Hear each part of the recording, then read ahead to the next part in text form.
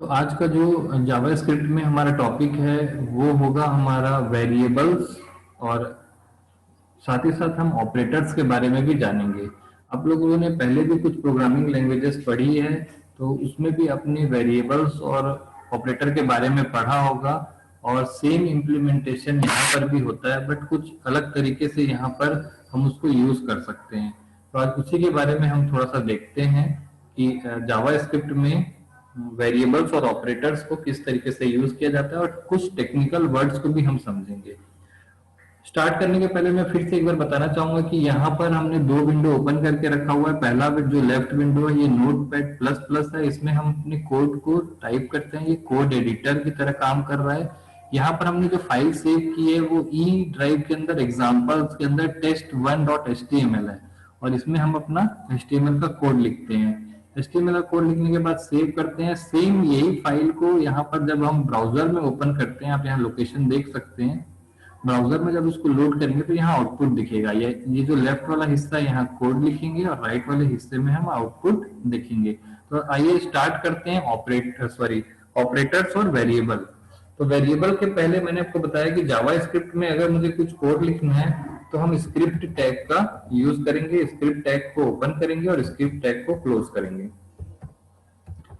अब यहाँ पर अगर मैं पूछूं कि आपने सी में वेरिएबल्स पढ़ा होगा या वेरिएबल्स का डिक्लेरेशन पढ़ा होगा, तो अगर मैं आपसे एक क्वेश्चन पूछूं कि वेरिएबल का जो डिक्लेरेशन होता है उसे करना जरूरी क्यों है, और क्या जावा स्क्रिप्ट में वेरिएबल को डिक्लेयर करना जरूरी है, या डिक्लेरेशन कितने टाइप्स के होते हैं, तो कोई बता सकता है वेरिएबल के डिक्लेरेशन कितने टाइप के होते हैं? यहाँ पर आप देख रहे हैं कि मैंने एक स्टेटमेंट लिखा है। इसमें मैंने वेयर नाम का एक कीवर्ड यूज किया है। मैंने आपको पहले भी बताया कि जावा स्क्रिप्ट जो है वो एक केस सेंसिटिव लैंग्वेज है, यानी कि कैपिटल और स्मॉल का आपको स्पेशली ध्यान देना है। तो यहाँ पर जब मैंने वेयर एक्स कोमा वाई लिखा तो इसका मतलब है कि दो वेरिएबल क्रिएट हुए हैं। एक्स नाम है और दूसरे का नाम है वाई। वेरिएबल्स वो मेमोरी स्पेस या खाली या ब्लैंक स्पेस होता है जहां पर हमारी वैल्यू स्टोर होती है। और हमारी वैल्यू जो है वो कई टाइप की होती है, उनका डेटा टाइप अलग अलग होता है। तो अलग अलग डेटा टाइप के लिए अलग अलग टाइप की मेमोरी स्पेस क्रिएट की जाती है। जावा स्क्रिप्ट हमें फ्री कर दिया करता है कि हम डेटा टाइप पे ध्यान न दें। यहाँ पर आप देख रहे होंगे कि वेरिएबल क्रिएट करने के लिए आपने कुछ ही डेटा टाइप का जिक्र नहीं किया है, जबकि आप सी की बात करेंगे तो वहां पर आपको बकायदा इंट एक्स इंट वाई लिखना होगा। अगर वो फ्लोटिंग वाली वैल्यू स्टोर करेगा तो आपको लिखना होगा फ्लोट एक्स फ्लोट वाई, ऐसा लिखना होता है। ये बात होती है सी में, जबकि जावा स्क्रिप्ट जो है इस तरीके का कोई भी प्रेशर आपको नहीं देता है। आप इसमें किसी भी प्रकार की वैल्यू को स्टोर कर सकते हैं, चाहे वो पॉइंट वाली वैल्यू हो, चाहे विदाउट पॉइंट हो, चाहे अल्फाबेट हो, चाहे न्यूमेरिकल हो। तो जावा स्क्रिप्ट का जो डेटा टाइप होता है या डिक्लेरेशन स्टेटमेंट होता है वो हमें फ्री करता है कि हम डेटा टाइप पर जोर न दें। लेकिन क्या ये पॉसिबल है कि जो कंप्यूटर है उसमें एक ही बॉक्स में अलग अलग डेटा टाइप की वैल्यू स्टोर हो रही है? ये इसी प्रकार की बात हो रही है कि हमारे पास एक बॉक्स है, उसमें हम लिक्विड भी रख ले रहे हैं, उसमें हम दूसरी चीजें भी रख पा रहे हैं, सारे प्रकार की चीजें रख पा रहे हैं। तो एक ऐसा बॉक्स है जिसमें हम हर प्रकार की वैल्यू को स्टोर कर सकते हैं। तो यहाँ पर जो स्टेटमेंट लिखा गया है, ये जो स्टेटमेंट है इसको बोलते हैं वेरिएबल डिक्लेरेशन स्टेटमेंट। अब ये जो स्टेटमेंट है इसका मैं यूज करूंगा तो कुछ इस तरीके से मैं यूज कर सकता हूँ। अगर मैं तीन वेरिएबल्स बनाता हूँ यहाँ पर एक्स वाई जेड, अब इस एक्स में मैं वैल्यू दे सकता हूँ। इस x में जो वेरिएबल क्रिएट हुआ या स्पेस क्रिएट हुआ वहां पर वैल्यू मैंने रखी 10, y में मैंने रखा 20, और z में मैंने रखा x प्लस वाई। अब मुझे इसे डिस्प्ले करना है, आउटपुट में दिखाना है। तो मेरे पास एक ऑप्शन है अलर्ट। अलर्ट में मैं यहाँ पर z दे दूंगा, तो z की जो वैल्यू है वो मुझे आउटपुट में मिल जाएगी। क्लियर?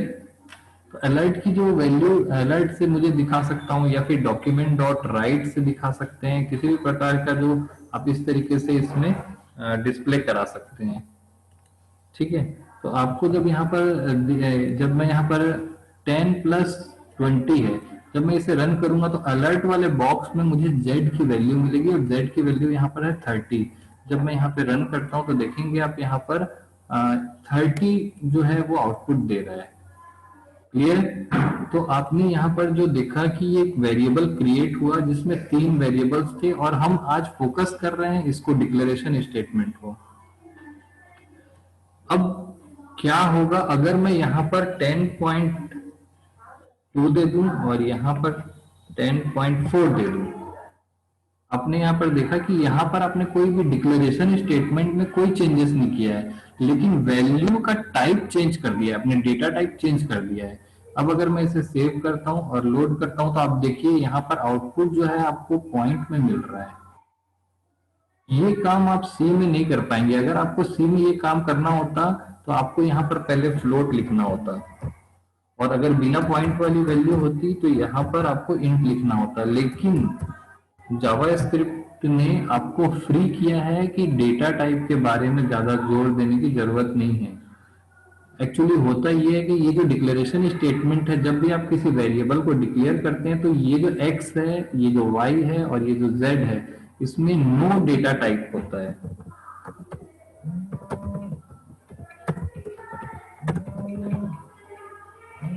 एक मिनट। नेक्स्ट टाइम जब हम यहाँ पर एक वैल्यू इनिशियलाइज करते हैं या वैल्यू देते हैं, उस समय ये डेटा टाइप को कन्वर्ट कर देता है। अभी यहाँ पर ये क्या कर दिया है, ये फ्लोट में इसको कन्वर्ट कर दिया है।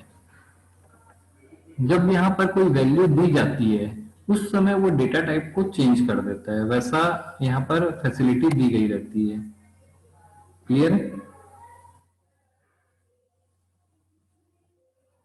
तो यहाँ पर डेटा टाइप को देखने की जरूरत हमको नहीं। अगला जो पॉइंट है वो सबसे इंपॉर्टेंट है कि क्या होगा अगर ये वाली लाइन लिखी ही ना जाए। ठीक है, क्या होगा अगर ये वाली लाइन लिखी ही ना जाए, क्या आउटपुट आएगा? बिल्कुल आ रहा है। तो क्या यहाँ पर x, y और z के लिए हमने स्पेस क्रिएट नहीं किया था, तो ये वैल्यूज स्टोर कहाँ हुई? क्या वेरिएबल क्रिएट नहीं हुए, मेमोरी में जगह क्रिएट नहीं हुई, मेमोरी में जगह बनी नहीं? ये वैल्यूज कैलकुलेट कैसे हुई, कहाँ स्टोर हो रही है? हमने तो वेरिएबल क्रिएट नहीं किया है।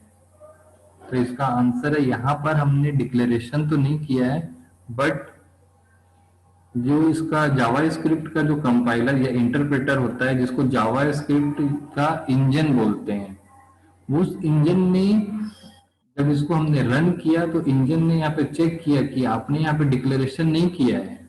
ये काम अगर आप सी में करेंगे, अगर आपने इंट एक्स, वाई और जेड ऐसा लिखा है और यहाँ पर आप यहाँ पे कोई वैल्यू देते हैं तो वो आउटपुट दे देगा आपको। लेकिन ये वाली लाइन आप लिखना भूल जाएंगे तो वो एरर देगा। Undefined symbol x, undefined symbol y, undefined symbol z, ऐसे 3 या 4 एरर दे देगा वो।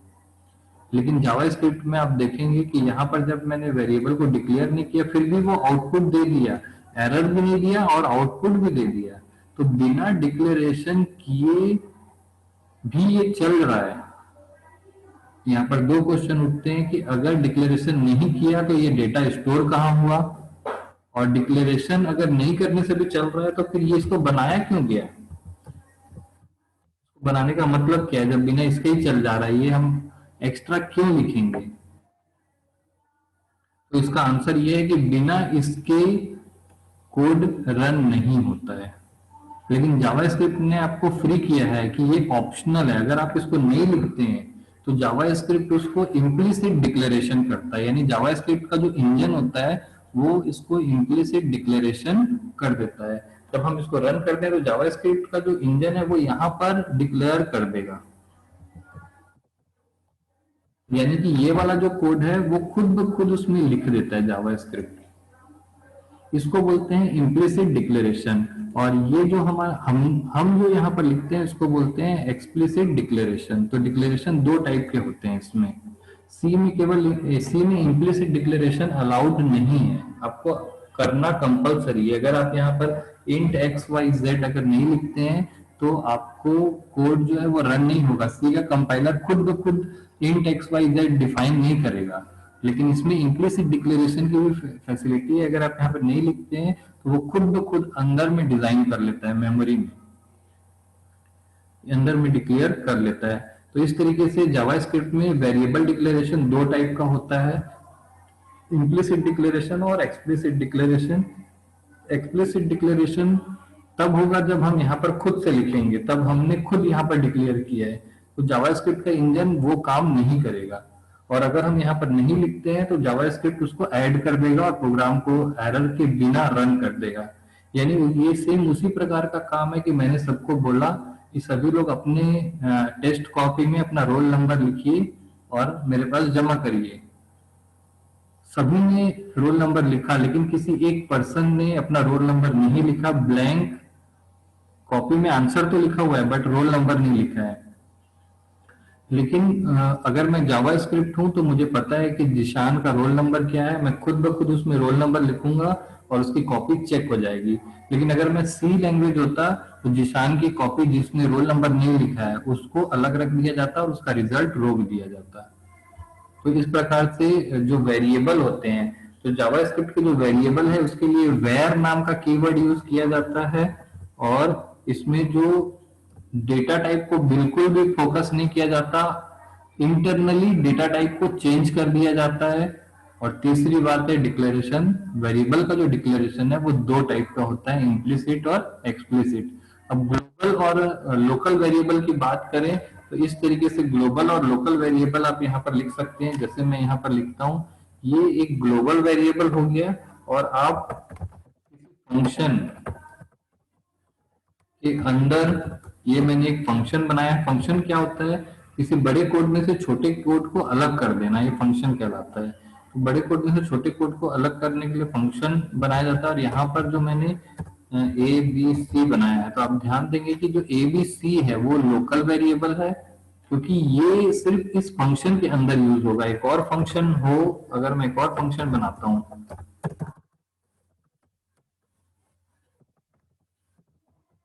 यहाँ पर मैंने दो फंक्शन बनाया है, तो आप देखेंगे कि यहाँ पर अगर मैं वेरिएबल बनाता हूँ आई जे और के, तो यहाँ पर एक्स वाई जेड जो है वो ग्लोबल वेरिएबल है, क्योंकि इसको एक्स वाई जेड को यहाँ भी यूज किया जा सकता है और यहाँ भी यूज किया जा सकता है। लेकिन ए बी सी जो है वो लोकल वेरिएबल है, आई जे के भी लोकल वेरिएबल है। इसको मैं इस तरीके से भी समझा सकता हूं कि अगर मैं यहाँ पर ऐसा करूं x, तो ये कोड सही होगा, क्योंकि x को मैं प्रिंट करा सकता हूं इस फंक्शन के अंदर। यहां पर मैं अगर ये कोड लिखूं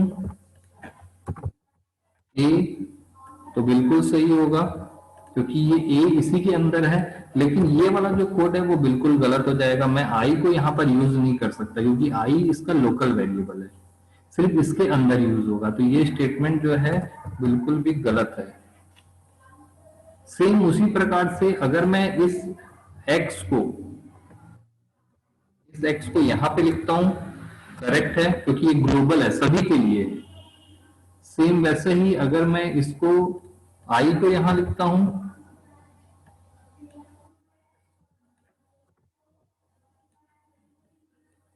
तो यहां पर ये जो स्टेटमेंट है ये गलत हो गया। आई इसके अंदर यूज किया जा सकता है बट इसके अंदर यूज ए नहीं किया जा सकता। ये सेम उसी प्रकार से है कि ये वाला जो आपका जो जैसे मैं किसी स्कूल की भी बात करूं तो वहां पर जो हॉल होता है या कैंटीन होता है उसको सारे क्लास के स्टूडेंट यूज कर सकते हैं, लेकिन किसी एक स्पेशल क्लास है उसका जो बोर्ड है उसको सिर्फ उसी क्लास के बच्चे यूज कर सकते हैं। तो इसको बोलते हैं ग्लोबल वेरिएबल और इसको बोलते हैं लोकल वेरिएबल। ये वेरिएबल के टाइप थे, ये वेरिएबल का डिक्लेरेशन स्टेटमेंट है। जावा स्क्रिप्ट दो टाइप के डिक्लेरेशन स्टेटमेंट को अलाउ करता है, इम्प्लिसिट और एक्सप्लिसिट, जो कि प्रोग्रामर को आसानी होती है कोड करने में। प्रोग्रामर अगर भूल जाता है किसी वेरिएबल को डिक्लेयर करने के लिए तो इम्प्लिसिट डिक्लेरेशन वो कर देता है। साथ ही साथ यहाँ पर डेटा टाइप के बारे में हमको जोर देने की जरूरत नहीं है। डेटा टाइप का कन्वर्शन ऑटोमेटिक करता है जावा स्क्रिप्ट का इंजन। क्लियर है? ये हमने आज जो क्लास देखी इसमें वेरिएबल्स के बारे में देखा यहाँ पर ये वेरिएबल्स हैं और इनमें अगर आपको किसी को कोई डाउट है तो आप लोग पूछ सकते हैं।